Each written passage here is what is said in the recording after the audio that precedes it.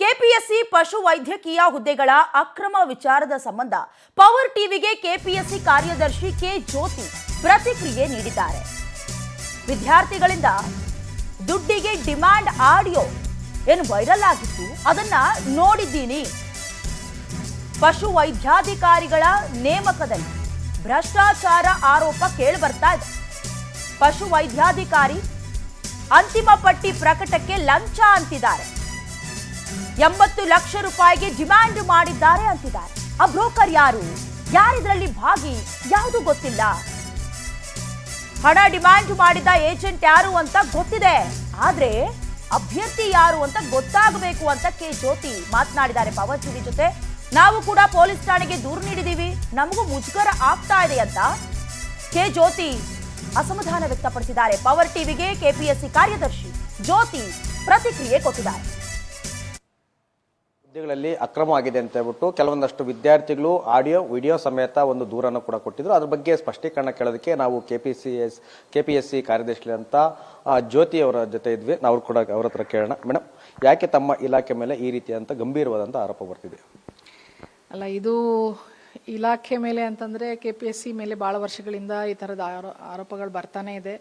ಅದು ಮುಂದುವರಿತಾ ಇದೆ ಅನ್ನೋದೇ ಒಂದು ವಿಷಾದ.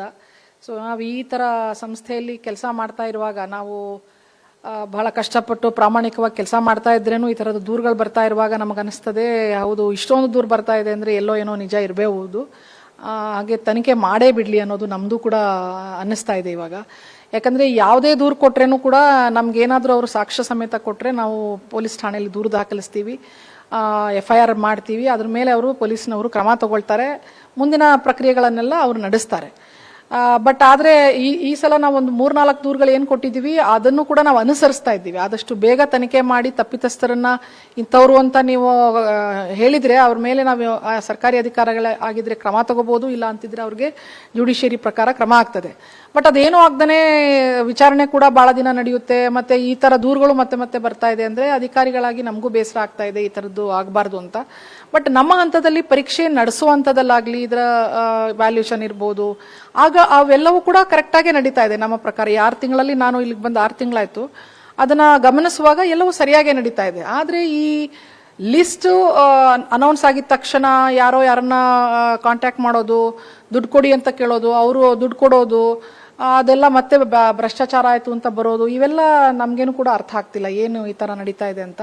ನೇರವಾಗಿ ಅಭ್ಯರ್ಥಿಗಳ ಜೊತೆ ಮಾತಾಡುವಂತ ಆಡಿಯೋ ಈಗ ಮಾತಾಡುವಂತ ಆಡಿಯೋ ವಿಡಿಯೋ ಎಲ್ಲ ಬಿಟ್ಟಿದ್ದಾರೆ. ಅದು ಆರಿಫ್ ಅಂತವ್ರು ಅವ್ರು ನೇರವಾಗಿ ವಿಡಿಯೋದಲ್ಲೂ ಕೂಡ ಕಾಣಿಸ್ಕೊಂಡಿದ್ದಾರೆ, ಹಣ ತಗೊಂಡಿರೋದಿದೆ, ಆಡಿಯೋ ಇದೆ. ಅದ್ರ ಬಗ್ಗೆ ಏನು ಪ್ರತ್ಯೇಕವಾಗಿ ದೂರ ಏನು ಕೊಟ್ಟಿಲ್ಲ? ವಿಡಿಯೋದಲ್ಲಿ ಕಾಣಿಸ್ಕೊಂಡಿಲ್ಲ. ಯಾರು ದೂರುದಾರರು ನಮಗೆ ಅಕ್ಸಾ ಸಂಘಟನೆಯ ಅಧ್ಯಕ್ಷರಾಗಿರುವಂತ ಕಾಂತ್ ಕುಮಾರ್ ಅವರು ಅವ್ರ ಜೊತೆ ಮಾತಾಡೋದು ವಿಡಿಯೋದಲ್ಲಿ ಅವ್ರು ಕಾಣ್ತಾರೆ. ಬಟ್ ಆಡಿಯೋ ಅವ್ರ ಜೊತೆ ಮಾತಾಡಿದ್ದು ಫೋನಲ್ಲಿ ಅದು ಕೇಳಿಸ್ತಾ ಇದೆ. ಮತ್ತೆ ಅವರು ನಮಗೆ ನಂಬರ್ ಕೂಡ ಕೊಟ್ಟಿದ್ರು, ಇಂಥ ನಂಬರಿಂದ ಅದು ಬಂದಿದ್ದು ಫೋನ್ ಮಾತಾಡಿದ್ದು ಅಂತ. ಸೊ ಹಂಗಾಗಿ ಆ ನಂಬರ್ ಮುಖಾಂತರ, ಆ ನಂಬರ್ ಮೇಲೇನೆ ಮತ್ತು ಅವರ ಹೆಸರು ಆರಿಫ್ ಅಂತ ಅವರೇ ಹೇಳಿದ್ದು, ಅದನ್ನು ನಾವು ಕೊಟ್ಟಿದ್ದೇವೆ. ಸೊ ಅವರು ತನಿಖೆನೂ ಶುರು ಮಾಡಿದ್ದೀವಿ. ಅವರೇನೋ ಬೇಲ್ ತಗೊಂಡು ಹೊರಗಡೆ ಹೋಗಿದ್ದಾರೆ ಅನ್ನೋಂಥದ್ದೇನೋ ನಮಗೆ ಮಾಹಿತಿಯನ್ನು ಕೊಟ್ಟಿದ್ದಾರೆ. ಯಾರು ಪೊಲೀಸ್ನವರು ಮಧ್ಯಂತರ ಮಾಹಿತಿ ಏನು ಕೊಡ್ತಾರೆ, ಪ್ರಾಥಮಿಕ ಮಾಹಿತಿ ಅದನ್ನು ಕೊಟ್ಟಿದ್ದಾರೆ. ಬಟ್ ಮುಂದಿನ ತನಿಖೆ ಅವ್ರು ನಡೆಸಬೇಕು. ಸೊ ಇಲ್ಲಿ ಒಳಗಡೆಯಿಂದನೂ ಏನಾದರೂ ಕೈ ಜೋಡಿಸುವಂಥ ಕೆಲಸ ಆಗಿದೆ ಅಂತಂದರೆ we will definitely bring it to the notice of the government also and we will take very strict action.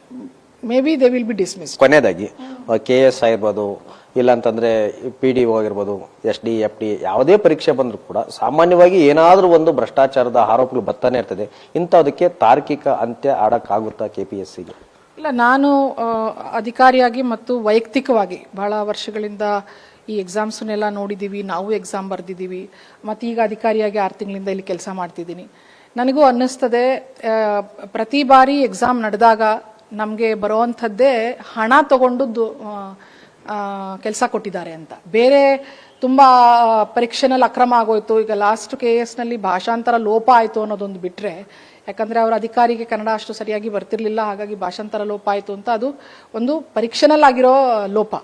ಆದರೆ ಇಲ್ಲಿ ಆರೋಪ ಬರ್ತಾ ಇರೋದು ಭ್ರಷ್ಟಾಚಾರ ನಡೆದಿದೆ, ದುಡ್ಡಿಗೋಸ್ಕರ ದುಡ್ಡು ತಗೊಂಡು ಕೆಲಸವನ್ನ ಹಂಚ್ತಾ ಇದ್ದಾರೆ, ಕೆಲಸವನ್ನ ಕೊಡ್ತಾ ಇದ್ದಾರೆ ಈ ರೀತಿಯಲ್ಲಿ. ಬಟ್ ಇದು ಪರೀಕ್ಷಾ ಪ್ರಕ್ರಿಯೆಗೂ ಇದಕ್ಕೂ ಅಂತ ಸಂಬಂಧ ಇಲ್ಲ. ಯಾಕಂದ್ರೆ ಪ್ರತಿಯೊಂದು ಲಿಸ್ಟ್ ಅನೌನ್ಸ್ ಆದ್ಮೇಲೆ ಫೈನಲ್ ಲಿಸ್ಟ್ ಆಗೋದ್ರ ಮಧ್ಯೆ ನಡೆಯುವಂಥದ್ದು ಇದು. ಯಾರು ನಡೆಸ್ತಾ ಇದ್ದಾರೆ ಇದನ್ನು ಅನ್ನುವಂಥದ್ದನ್ನ ತನಿಖೆನಲ್ಲೇ ಗೊತ್ತಾಗಬೇಕು. ಸೊ ಇದಕ್ಕೆ ಪೂರ್ಣ ತನಿಖೆ ಆಗಲಿ, ಅದಕ್ಕೆ ಸಂಪೂರ್ಣ ಸಹಕಾರವನ್ನು KPSC ಅಧಿಕಾರಿ ವಲಯ ಕೊಡುತ್ತೆ. ಯಾರು ತನಿಖೆ ಮಾಡ್ತಾರೋ ಅವ್ರಿಗೆ ನಾವು ಸಂಪೂರ್ಣ ಸಹಕಾರ ಕೊಡ್ತೀವಿ. ನಮಗೂ ಕೂಡ ಬೇಸರ ಆಗಿದೆ, ಈ ಥರ ಆಯೋಗದ ಮೇಲೆ ಯಾವಾಗಲೂ ಈ ಥರದ್ದು ಒಂದು ಆರೋಪ ಬರ್ತಾ ಇದೆ. ನಾವು ಅಷ್ಟೊಂದು ವರ್ಷಗಳಿಂದ ಕೆಲಸ ಮಾಡ್ತಿರೋ ಅಧಿಕಾರಿಗಳಿದ್ದಾರೆ ಮತ್ತು ನಾವು ಕೂಡ ಅವಾಗ ಸರ್ಕಾರದಿಂದ ನೇಮಕಗೊಳ್ಳುವಂಥ ಕಾರ್ಯದರ್ಶಿಗಳು, COಗಳು ಕೆಲಸ ಮಾಡ್ತಾ ಇದ್ದೀವಿ. ನಮಗೂ ಕೂಡ ಬೇಸರ ಇದೆ. ಇದು ಒಂದು ತನಿಖೆ ಆಗಬೇಕು ಅನ್ನೋಂಥದ್ದು ನಮ್ಮ ವೈಯಕ್ತಿಕ ಅಭಿಪ್ರಾಯ ಕೂಡ. ಓಕೆ ಮೇಡಮ್, ಧನ್ಯವಾದಗಳು. ಈ ರೀತಿಯಂತಹ ಆರೋಪಗಳಿಗೂ ನಮಗೂ ಕೂಡ ಸಹಿಸಿಕೊಳ್ಳೋಕೆ ಸಾಧ್ಯವಿಲ್ಲ. ಓವರ್ ಆಲ್ ಆಗಿ ಎಲ್ಲವೂ ಕೂಡ ತನಿಖೆ ಆಗಲಿ, ಆ ಭ್ರಷ್ಟಾಚಾರ ಕೂಡ ಮುಕ್ತವಾಗಲಿ ಅನ್ನೋದು ಜ್ಯೋತಿಯವರ ಮಾತಾಗಿದೆ. ಕ್ಯಾಮರಾಮನ್ ಸಂದೇಶ್ ಜೊತೆ ಮಲಂಡಲಿ ಶ್ರೀಧರ್, ಪವರ್ ಟಿವಿ, ಬೆಂಗಳೂರು.